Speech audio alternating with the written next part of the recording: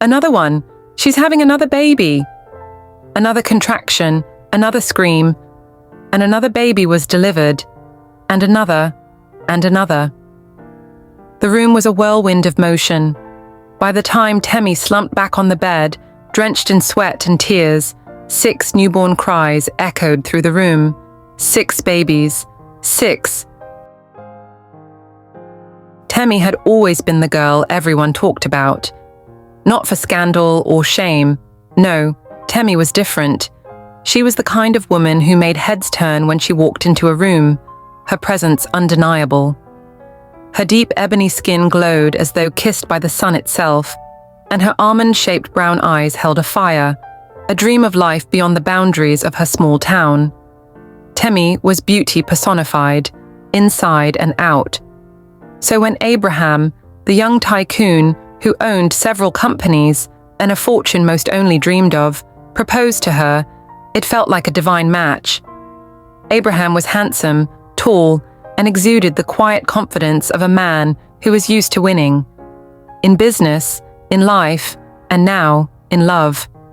Their courtship was nothing short of a fairy tale. Abraham sent her flowers so large and fragrant that the whole neighborhood would gather just to admire them. He flew her across countries, spoiled her with the finest clothes, jewelry that sparkled like stars, and laughter-filled dinners in the most luxurious places. He treated her like a queen, and she loved him with a heart so full it felt like it could burst. When they finally tied the knot, it was an event that shook their city and even reached her quiet village. The streets were lined with cars. Traditional dancers performed with so much energy that the ground itself seemed to vibrate.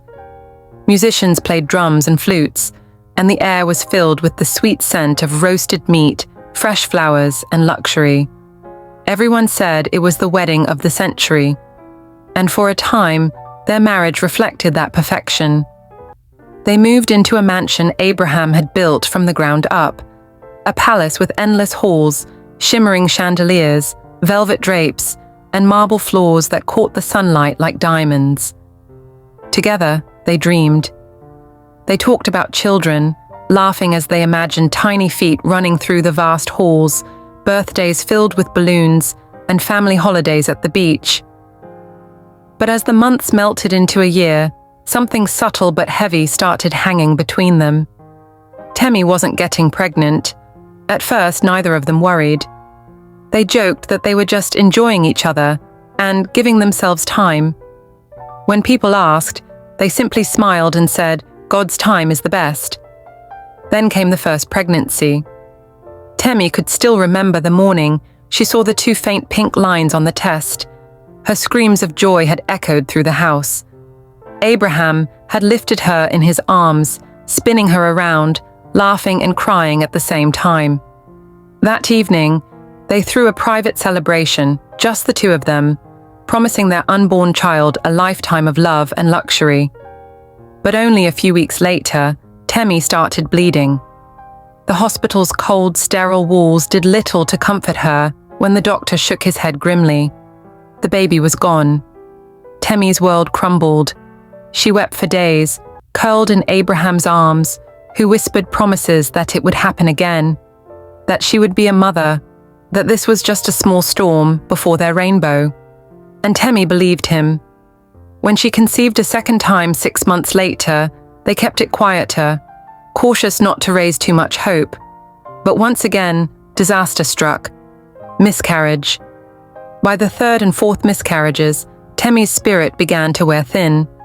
The house, once filled with laughter and hope, started to feel like a lonely tomb. People began to whisper. Family friends, distant cousins, even neighbors who once praised her beauty, now leaned in dark corners, shaking their heads. Maybe she's cursed. Maybe she offended the gods.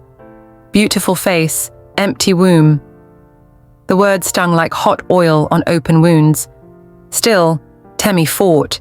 She went from one hospital to another, seeing doctors who ran countless tests and poked her body with needles, offering little more than sympathy. Some said her womb was too weak. Others hinted at spiritual causes they couldn't explain. She started fasting, praying at midnight, visiting pastors, traditional healers, herbalists, anyone who promised her hope. Each time she saw a woman carrying a child, she smiled on the outside but bled inside. Abraham tried to be supportive, but Temi could see the strain in his eyes. He stayed later at work. He was quieter at dinner. His touches became less frequent. And every time a friend or family member hinted that he should take another wife, Temi saw the flicker of temptation in his gaze. The luxurious mansion felt colder and emptier with every passing day. But Temi, stubborn in her hope, refused to give up. One day, she whispered into her pillow every night, tears soaking the fabric, "One day I will hold my child." Her spirit wavered but never broke. She still bought little clothes in secret, hiding them away at the back of her closet. She still attended baby showers with a brave face, smiling and clapping, even as her heart screamed in agony. She still believed, because Temi knew something they didn't. Her story was not over yet. At first, Abraham remained Temi's pillar, or at least he tried. He told her not to listen to the rumors, not to mind the subtle glances, or the snide remarks whispered behind perfumed hands at family gatherings. "Our love is enough," he would say, cupping her tear-streaked face in his hands. "Children will come when they are meant to." But as time passed and her womb remained silent, Abraham's words started to lose their strength, and so did his loyalty.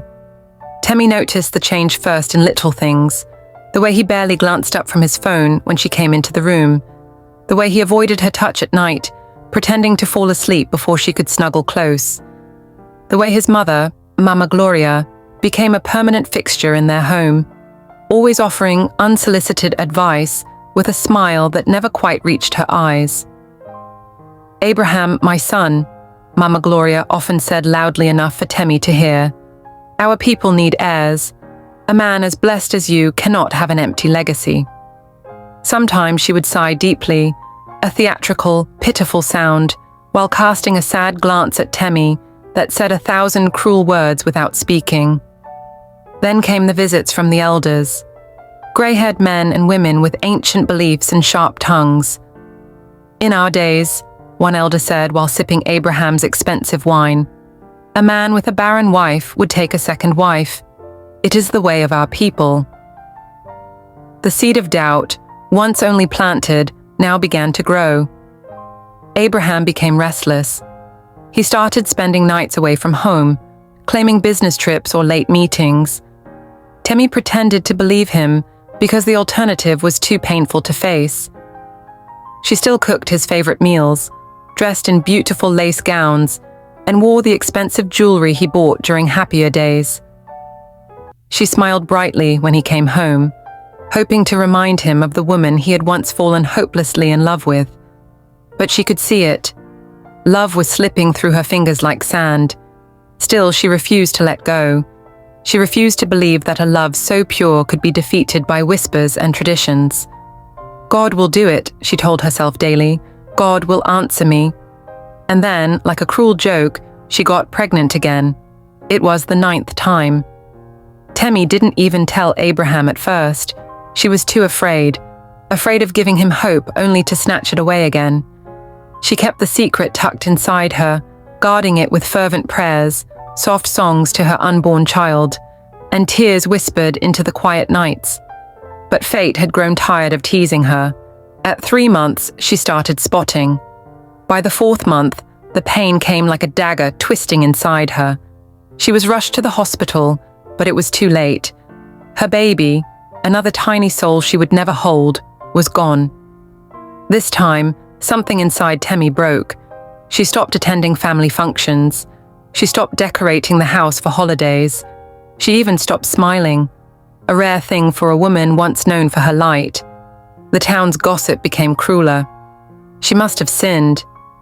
Maybe she ate something forbidden. Some women are just not destined to be mothers. Worst of all, even her own people, the villagers who had once paraded her beauty as their pride, turned against her. Old women spat when she passed. Children sang mocking songs about the barren rich woman with cruel innocence. Her own cousins whispered behind her back, some even suggesting Abraham deserved better. Each insult was a blade, carving out her heart piece by piece. But Temi did not fold. Instead, she poured herself deeper into prayer. She visited hospitals in the neighboring cities, spending sleepless nights in cold waiting rooms, submitting herself to endless scans and needles. Each doctor's diagnosis was a dagger. Your womb is too fragile. There are complications we cannot explain. Medically, your chances are extremely low. But despite everything, despite the physical pain, despite the spiritual assaults, she clung stubbornly to her hope. One day I will carry my own child. She repeated the words like a sacred vow. Yet even hope has limits. 10 years, 10 long, bitter, tear-soaked years passed, and then came the final blow. It happened on a Sunday afternoon, a day when the sky was an impossibly clear blue, and birds sang like nothing could ever be wrong with the world. Abraham called her into the living room, where Mama Gloria sat smiling smugly beside another woman. Anita, her best friend, the same Anita who used to console her after every miscarriage. The same Anita who whispered encouragement when she thought she couldn't endure another cruel comment from the town. The same Anita who swore loyalty as a sister, a confidant.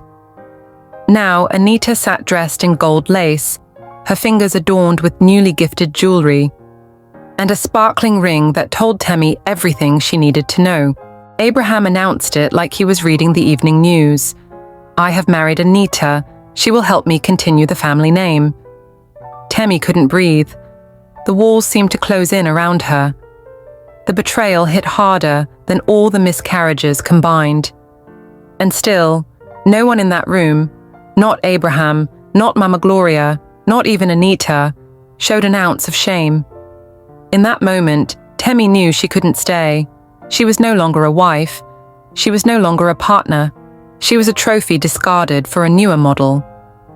Gathering what was left of her dignity, Temi packed her things in silence. She left the mansion that night under the cover of darkness, heart shattered, dreams in ashes, and completely unaware that a miracle had already begun inside her. The city buzzed around Temi, indifferent to her pain. Horns blared, vendors shouted, buses rumbled past, and life continued without pause. But for Temi, the world had come to a standstill. With the little money she had saved over the years, money she once dreamed of spending on nursery decorations and tiny clothes, she rented a modest apartment on the outskirts of the city. The apartment was nothing like the mansion she left behind. The walls were faded, the taps leaked, and the nights were filled with the noise of distant traffic and stray dogs howling at the moon. But it was hers.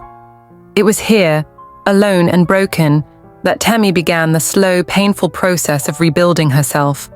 At first, every morning felt like a battle. She would wake up, lying still for long minutes, staring blankly at the cracked ceiling above her head. Sometimes she cried until there were no tears left. Other times, she simply lay in silence, feeling nothing at all. The betrayal she endured was a wound that refused to close. She had given everything to her marriage, her love, her loyalty, her prayers, and in return, she had been abandoned and humiliated by the very people she trusted the most. Maybe they were right, she thought on some nights when grief threatened to swallow her whole. Maybe I am cursed. But deep down, in the part of her heart that had survived every miscarriage, every insult, every doctor's diagnosis, she still clung to a tiny, stubborn seed of hope. Days turned into weeks. One evening, after battling a persistent wave of dizziness and nausea, Temi finally decided to visit a nearby clinic. She thought perhaps the stress had finally broken her body the way it had broken her heart. Sitting in the waiting room, she was surrounded by pregnant women. Some glowed with excitement, others looked tired but content. Temi sat apart from them, feeling like an intruder.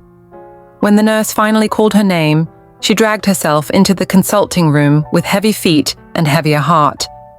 After a few routine checks, The doctor leaned forward with a puzzled look. "Madame," he said gently, "how long since your last menstruation?" Temi blinked, confused. She hadn't been paying attention to her cycle at all. Grief had consumed every part of her life. She barely remembered to eat some days. "Maybe 4 or 5 months," she guessed, embarrassed. The doctor frowned slightly and ordered a scan. Temi lay back on the examination table, her heart thudding painfully in her chest. She gripped the edge of the bed as the cold gel was smeared across her stomach. The silence in the room was unbearable. The doctor squinted at the monitor, adjusting the equipment, his brow furrowing deeper. "What is it, doctor?" Temi asked, fear clutching her throat. Then he turned the monitor toward her and smiled, a soft, genuine smile that broke through her fear. "Madame," he said, voice thick with amazement, "you are pregnant, 5 months gone." Temi stared at him, stunned. Pregnant? Her?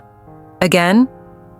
Tears welled up in her eyes, but for the first time in a very long while, they were not tears of sorrow. They were tears of fragile, terrifying hope. "Is the baby okay?" she asked, barely above a whisper. The doctor nodded. "The baby is growing very well. You must take good care of yourself. No stress, lots of rest, good food." Good care. Rest. The very thing she had been denied during her marriage. She walked home that day in a daze, cradling her still flat stomach with trembling hands. She could hardly believe it. This time, something felt different. The nausea was stronger. The fatigue was deeper. The tiny flutters in her womb came earlier than she remembered from past pregnancies.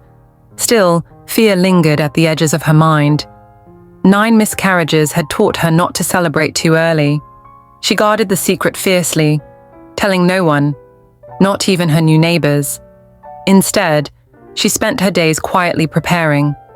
She started eating better, forcing herself to smile, to hope. She whispered prayers every morning and night. She sang to her belly softly in the afternoons, believing that her child, her miracle, could hear her. And for the first time in a decade, Temi allowed herself to dream again. As the months passed, her body changed. Her belly grew, heavy and round. Her neighbors began to notice, offering shy smiles and casual congratulations whenever they saw her pass. She accepted their good wishes with polite nods, but said little, guarding her heart fiercely. At night, she would lay in bed, hands cradling her belly, feeling the strong kicks that reassured her she was not alone anymore. "Please, God," she prayed, "let me hold this one. Let me hear this baby's cry. Just one." But fate, the same fate that had once seemed so cruel, had an even bigger surprise in store for her. A surprise no one, not even Temi herself, could have imagined. And soon, the whole world would bear witness to the extraordinary miracle that had been growing quietly inside the woman they once called barren. It was a rainy night, the kind of night when the skies seemed to mourn along with the earth, with thunder grumbling low and constant, and heavy droplets tapping like desperate fingers against every rooftop in the city. Temi sat by the tiny window of her apartment, cradling her now massive belly, listening to the storm outside. The room was dim, lit only by a small lamp, but the faint glow revealed the transformation she had undergone in the past months. Her cheeks were fuller, her eyes a little brighter, her spirit stronger. Still, tonight, a deep unease gnawed at her. Her back ached terribly. Sharp pains came and went, each wave stronger than the last. She shifted uncomfortably, pressing her hand against her side. Maybe it's just normal pregnancy pains, she thought, trying to convince herself. After all, the doctor had told her she was due in 2 weeks. But deep down, she knew something had changed. This wasn't like before. As the clock ticked toward midnight, the pains became unbearable. A powerful cramp gripped her body, forcing her to double over and cry out. Her neighbor, Madame Ekaet, a kind-hearted woman in her late 40s who lived in the next apartment, heard the cry and rushed over, wrapping a shawl hastily around her nightdress. "Temi! Temi, are you okay?" she shouted, banging at the door. Barely able to move, Temi managed to unlock the door before collapsing into Madame Ekaete's arms. One look at Temi's soaked forehead, pale face and trembling body told Madame Ekaete all she needed to know. "Jesus, you are in labor," she gasped. Without wasting another second, she screamed for help. Other neighbors gathered despite the rain. An old taxi driver named Baba Sule was quickly called, and with trembling urgency, they helped Temi into the rickety cab, cushioning her with towels and pillows. The ride to the hospital was a blur of flashing lights, slippery roads, and Temi's gasps of pain. Madame Ekaete clutched her hand tightly the whole way, whispering prayers under her breath. At the hospital, the nurses sprang into action immediately. The attending doctor, a young but sharp-looking man named Dr. Oho, examined Temi and his eyes widened in shock. "Get the maternity team. Now," he barked, urgency in his voice. Nurses rushed around, preparing the delivery room. Temi was wheeled in, struggling to stay conscious through the searing pain. Everything was happening so fast. The bright lights, the sharp smells of disinfectant, the buzzing voices. She squeezed Madame Ekaete's hand until her knuckles turned white. Then came the moment. With a final, agonizing scream, Temi bore down, and the room was filled with the sharp cry of a newborn. But before Temi could even catch her breath, Dr. Oho shouted again, "Another one! She's having another baby!" Another contraction, another scream, and another baby was delivered, and another, and another. The room was a whirlwind of motion. By the time Temi slumped back on the bed, drenched in sweat and tears, 6 newborn cries echoed through the room. 6 babies. 6. The doctors and nurses stared at each other in stunned amazement. Even Dr. Oho, who had delivered hundreds of babies, was left speechless. This is a miracle," he whispered, shaking his head. Temi, barely conscious, heard the cries and managed a weak smile. In her heart, she had only asked for 1, but heaven had answered her with 6. The news spread through the hospital like wildfire. Patients, nurses, even passers-by in the street began murmuring about the woman who had given birth to sextuplets. The woman everyone had once mocked. The woman they had called barren. The hospital was flooded with visitors by morning. Journalists, curious neighbors, even strangers who had heard of the miracle. When Temi finally opened her eyes fully, Madame Ekaete was sitting by her bed, tears streaming down her face. "Temi, God has wiped your tears," she whispered. The babies, 3 boys and 3 girls, were lined up in incubators, tiny but healthy. Each one more perfect than the next. As Temi gazed at them through blurred eyes, she felt a surge of love so powerful it nearly crushed her. For years, she had known nothing but loss, pain, and humiliation. But now, life had given her a gift so magnificent that even her deepest wounds began to heal. The early morning sun spilled across the city like molten gold, bathing Temi's modest apartment in warmth. The cries of her 6 newborns filled the air, a sound that once would have broken her heart, but now made her soul dance with joy. It had been a month since that miraculous night. A month of sleepless nights, endless diaper changes, and countless feeding sessions.